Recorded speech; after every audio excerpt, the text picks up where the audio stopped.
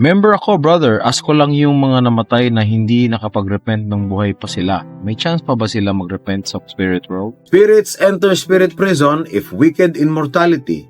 If they rejected the gospel on earth or in the spirit world, diretso sila doon sa bilangguan para maghintay ng pagkakataon nila. Sila ay makalabas doon sa pamamagitan ng pagsisisi at pagbibinyag. So, nasa proseso rin yun. This includes a hell-like suffering for unrepentant sinners. Hell-like? Hindi magandang pakiramdam yun.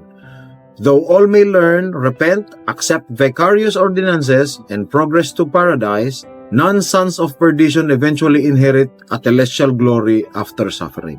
The spirit world divides into paradise for the righteous and spirit prison for the wicked, or those without the gospel. Take note ha, the spirit in prison who are wicked and those who do not have the gospel. Ibig sabihin, hindi na binyagan pag sinabi mong wala sa kanila ang gospel. Kasi fully kapag natanggap mo ang gospel, may baptism.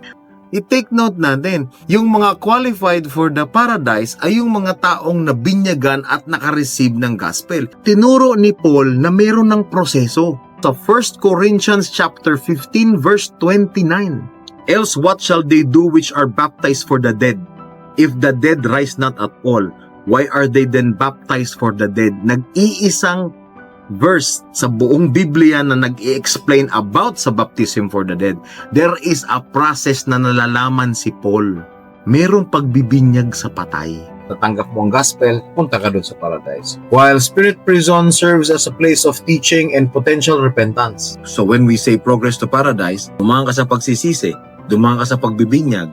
After mong magawa ito, by proxy, we perform baptisms for the dead para yung ating mga namatay na mga ninuno, mga kamag-anak ay naway makalabas doon sa spirit prison at makapagpahinga sa paraiso sa mundo ng espiritu.